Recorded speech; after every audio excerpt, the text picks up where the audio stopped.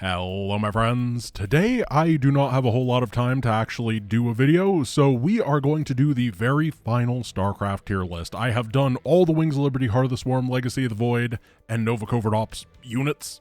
I've done Kerrigan abilities, I've done lab and research stuff. However, we have not done Nova upgrades, or rather Nova herself, her equipment. And you know what, we don't have a whole lot of time, so let's just do this. I have a little bit of a different setup today, that is so we can actually read what everything does because the icons look very similar. And for today's one, because there's only 4 categories, I'm going to be rating all of the things absolutely. Which means instead of being like, oh, it's good, but the other option is way better, it's just like, is this good enough to be good in Nova Covert Ops? Very specifically, that is it. Because otherwise it'd just be like, well, why do you use any of this, or this? Because these are 2 really good ones. And there's just not enough categories to do anything relative. So that is the way we're going to go. You can see all the criteria on the left-hand side, and I hope that this format works out. So we are going to start with the nice little hats. And the first is the Ghost Visor. Reveals the location of enemy units within a radius of 20 from Nova's position, and can detect cloaked and burrowed units. The radar effect on this is super underrated. It is really, really nice because it is super hard to get actually caught off guard. The actual detection is based on her vision range, which is pretty good. I think it's slightly longer than normal. I don't know. It might be 11 or 13, which is pretty long. And the radar of 20 is also quite good. I think that when you're doing a first playthrough, this hat is legitimately just very, very solid to keep on all the time as you're learning everything that's going on. As a result, I'm going to put it in A tier for being always great. It doesn't break the game, but it sure never hurts you. Now, the Rangefinder Oculus increases the range of Nova's ranged weapons by 2 and the range of her melee weapons by 1. This is pretty consistently really solid. However, it does mean that you need detection in some other way, shape, or form. Specifically, it means that you're having a harder time in a lot of the no-build segments, because they do love throwing a lot of cloaked things in there, and you can't, like, build a Raven for those segments. However, the bonus range is really solid, particularly being able to get something like the plasma gun and just sit in the back and do lots and lots and lots of damage without worrying about Nova being hit can be super nice. I think that it's not quite as good as the other option because it's not as good in the no-build segments. However, it is always a good option when you are doing the... I would say it's always a great option in the build segments because you can combine her with an army and keep her safe if you want to, but it's not as good in the no-builds, so it's going to get a B tier. And then the final hat is the Indoctrination Visor. Allow Nova to take control of an enemy unit. Only 1 enemy can be controlled at a time. Effect lasts until cancelled. So it's a channel. It's basically Neural Parasite, except for Nova can still move around during it. And it's pretty decent. The big issue with it is that you don't get it until the end of the campaign. However, that kind of accidentally offsets one of its major weaknesses, in that it's not good against Zerg. It wouldn't be useful against Zerg, but you don't fight Zerg until you actually get it. I do think that things that you don't get until the end of the campaign cannot be S tier. It doesn't make any sense to me. Like, oh wow, well this is really good for 1 mission. That means it's inconsistent, right? And I don't think that it's necessarily great on Dark Skies where you fight 2,500 Protoss because individual units just don't matter that much there. However, I still think it's good. So I'm going to say that it is B tier. And yeah, I think it's B tier simply because it's gotten very late into the campaign. The Tactical Stealth Suit for Nova gives her permanent cloaking, 150 bonus life, 1 armor, and bonus move speed. This is the epitome of a consistent, well-rounded suit for her. It is another one of those ones, just like the Ghost Visor, that if you just slap it on at the beginning of the campaign and you never change, you're going to have a very fine time progressing through literally everything. It's so solid and consistent that I think that it does deserve an A tier. The turbojet jumpsuit is a really interesting one because in addition to the ability to jump up and down cliffs, Nova gets 250 bonus life, 2 armor, and some move speed. But she completely loses the cloak ability. This is so insane when you gotta go fast. Like, as someone who speedruns, I had the world record for Nova Covert Ops for quite a while until I stopped running it. It is so good if you need to get somewhere quickly. However, it's also, I think that it's also very good if you're an experienced player and you want to use Nova as a tank for your army, and then utilize some of her defensive kit with that, which is something that's very viable. However, if you don't have super good micro, then it's not super good, because Tank Nova does die very quickly, and the other suit options are really, really reliable with Cloak. It's a lot that you're giving up. The durability is pretty crazy, and I think that it is underrated, but I can't give it better than a B tier, even though it is my second favorite of the suits. The Apollo Infantry suit, on the other hand, is my favorite suit. The Psionic Amplification suit, giving 200 bonus life, so almost as much as the Turbojet jumpsuit, 1 armor, bonus move speed, 100 bonus energy, increased energy regeneration rate, and the ability to cloak while wearing. The cloak lasts for 10 seconds, and it has a 10-second cooldown, I believe, or maybe it's 8-second cooldown. And it's Cloak.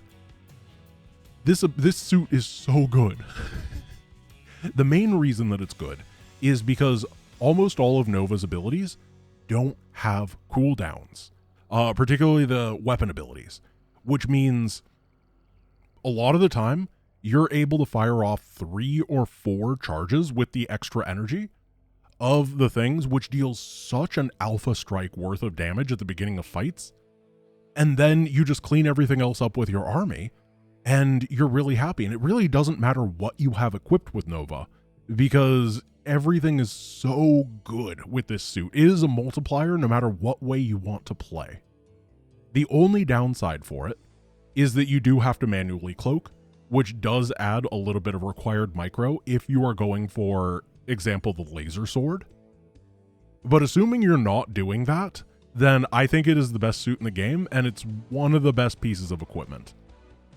I really want to put it in S tier, but I do have to admit that if you do not have the APM to consistently babysit Nova, it does let her die. So I'm going to put it in A tier, but it is a ridiculously good A tier.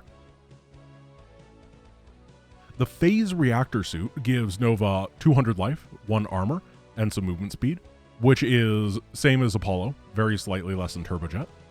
And it allows Nova to blink to a nearby targeted location, and it cloaks her for 10 seconds after the blink. This is fine. The big issue with it is that the rest of her army doesn't really work well with it. There isn't a whole lot of Nova Covert Ops stuff that you want to be like blinking around with. It's really fun in the mission when you get it. That is one thing, like, it is top tier in that mission. So great to be blinking around, harassing the enemies, peeling them apart. However, there's only 2 missions after that. There's Dark Skies and Endgame, and neither of those missions really benefit from having Nova who has blink, because you don't have like an army that can do that with you. You can't use it as a force multiplier in any way, shape, or form. So I think that it's a little sad. If it was available earlier in the campaign, for those other no build missions, I think it could be insanely good. However, the fact that you get it really late into the campaign and its use in macro missions is very limited means I think I have to put it in C tier. Pulse Grenade deals 100 damage to all ground and for some reason air units in the target area, and it doesn't hit friendly stuff. The cooldown is really low, the energy cost is really low, the damage is really high, and it hits air. I just don't understand why it hits air. Pulse Grenade is S tier. It just... I was saying with the other ones that, yeah, you can just keep this ability, or you can keep some of these things from right at the beginning, and this is the one that, like, yeah, it's ridiculous. I don't know what situation there is where the ability is not good. because no matter what the enemy is sending, they always tend to bring either A, clumps of air units, which then stack and get blasted by it, or B, they have a bunch of little things that are hanging out somewhere in the fight. For example, on endgame, they love spamming those troopers out everywhere, and the troopers do a good bit of damage, unless they've been hit by a pulse grenade. Then you can clean up the battlecruisers and stuff, no problem. I think pulse grenade is just amazing. It is a Kerrigan tier ability. A flashbang grenade is actually ridiculously good. It stuns and disables the detection of units, both hits ground and air, for 5 seconds. It's got a pretty long duration and a pretty big area. The cooldown is not particularly long. However, it isn't as good as pulse grenade because pulse grenade just kills things, and this one requires a lot of babysitting to actually help out, and it doesn't increase the DPS of your army overall. I think it's I'd say it's sometimes great because it takes a lot more effort to make good than the other abilities, but when you do make it good, it is fantastic. And then comes Stim Infusion. Increase the attack and movement speed of Nova by 50% for 10 seconds, heals Nova for 200 life over the effect's duration. This is really the only way to heal Nova, and the attack speed bonus is quite a lot. It allows her to just put a lot of damage out from most of her weapons, honestly. I think it is a very, very reasonable A tier because it does something that nothing else really does well in this campaign, and it does that thing quite well. The Holo Decoy makes a holographic duplicate of Nova that can be controlled.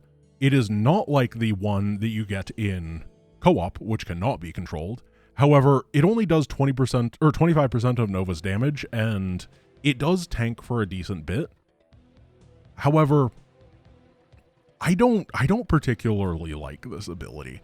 I think that it's cool and it's consistent. However, it is very, very low impact.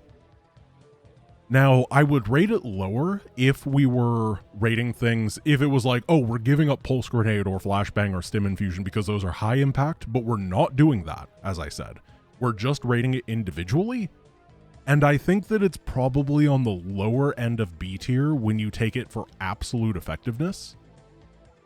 But the problem is that, for example, yeah, I would say that it's quite good in scenarios like no build missions where you can just constantly throw it down as a really nice tank.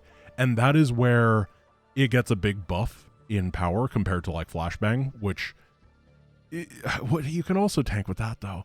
I think it's the very lowest of B tier, maybe C tier. I might move it down. You know what? I'm sorry. It just doesn't do much. The fact that A, it does 25% of Nova's damage when it only auto attacks, right? Which means that, no, I can't compare it to other ones, but Stim Infusion does 50% increased auto attack damage. It does more. And it heals. It heals a lot, so it's tanking still. But we're not comparing it to that. It's just not very, it's low impact. The Ionic Force Field gives Nova a 500-point shield, and it gives her the Hardened Shield ability, meaning that she can only take 10 damage at a time. This shield has a really, really, really low cooldown. It lasts for 10 seconds. I think it's got that 10-second cooldown as well, or maybe it's 15. But it's a very short cooldown, and you can keep Nova soaking a lot of hits with this. For example, anytime that you're fighting against Protoss or Terran, Nova puts the shield on, charges forward, tanks a bunch of shots, and then the rest of your army comes in and does awesome things. She does that really well. Now, doing that is micro heavy, which pulls things down a bit, and you don't get this until the end of the campaign. Wait, when do you get this? Can you even do this against Protoss? Do you only get this for the final mission? I think you only get this for the final mission. So you can't do this against Protoss. Oh, that's not very... One sec, I'm going to Google this. Yeah, okay, I looked it up, and you get it for saving the science facility on the second to last mission, which means that you can only use this on the final mission. Yeah, I thought so. That's not very good. I think I'm going to pop Holo Decoy up a little bit because you get to play with it longer. It's not high impact, but it is throughout like half of the campaign. This, on the other hand, it's only good on one mission, and it's not exceptional on that mission. It's okay. It's definitely a viable pick, but that means it's sometimes good and mostly not available. Let's go for the weapons. The C-20A canister rifle is a sniper rifle. You can use snipe to deal 125 damage to any target at a long range, can hit ground and air. The DPS on this weapon is not particularly good. The range is quite strong, and the snipe can actually put out a lot of DPS if you bind it to rapid fire and then just hold the button down, particularly if you have the Apollo Infantry suit, which allows you to fire off a barrage of snipes. I think that sniper rifle is a reliable A tier. However, it does kind of wane in effectiveness in the later stages of the campaign, because it is, there's so many enemies that dealing single target stuff is not necessarily what you want. However, I do think that you can equip it and you can just chill with it for the entire campaign. It is A tier in that regard. The shotgun is a close range shotgun that deals damage in a frontal arc, can use penetrating blast to deal 50 and 100 versus light damage to enemies in the arc, can attack ground units. Now, this gets one knock off of it because it cannot hit air. It gets a second knock off of it because the actual auto attack damage on the shotgun is very low, particularly given how short the range is. The shotgun blast itself is quite good. It does big damage in a big area. So I'm going to say, however, it doesn't hit air. The blast doesn't hit air, the auto attack doesn't hit air. So that is kind of a demerit on both sides there. However, the arc itself being so reasonable, I think puts it in B tier anyway. The Monomolecular Blade. Melee weapon, ignores armor, but you don't really care because it does 100 damage anyway. Like, oh no, the Thor reduced it from 100 to 95. No, I guess it didn't, but if it did, who cares? Can use a dash attack to dash forward a short distance, dealing 50 damage to enemies in a line, can attack only ground. Now this is it is a no build mission killer. When you are running around in no build missions, if you put on Stim and then you have this, you just kind of wait till you're at full HP, walk into a room, and then you're Darth Vader in the hallway, and you kill everything. And then you just heal up again, and you do the same thing over and over and over, and you will not struggle on no build missions. However, I don't think it's necessarily great, particularly on harder difficulties like Brutal, on the build segments. You can do some really crazy amounts of damage with like specific cheeses, but if we're just looking at a normal day-to-day playthrough, Nova with a lightsaber tends to charge up and then she gets uninstalled and sent back to the command center.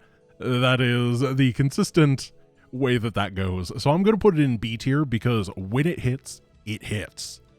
But a lot of the time, the enemies just turn around, look at her, and then, ooh, it is pain.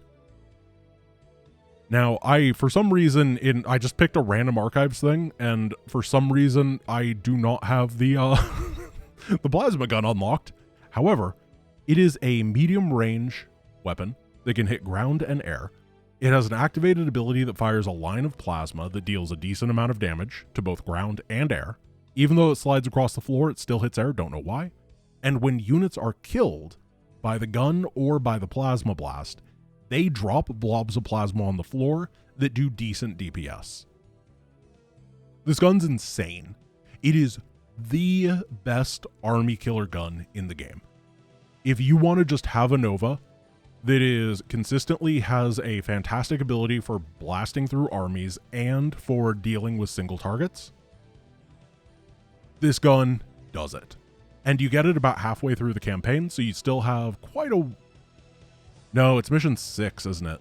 Yeah, it's Flashpoint, which is mission number 6, so you only get to use it on 7, 8, and 9.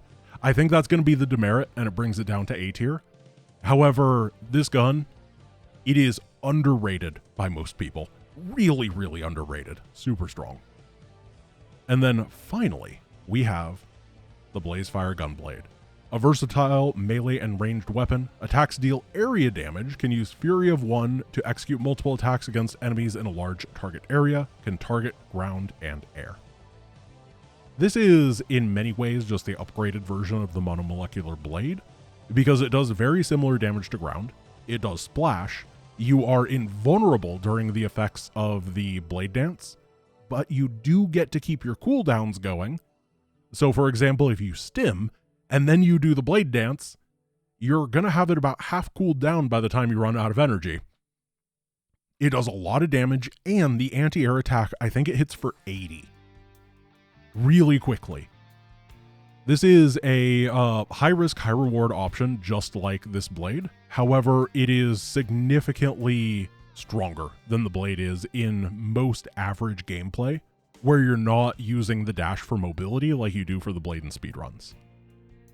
As a result, I think that that is an A tier. And that is it.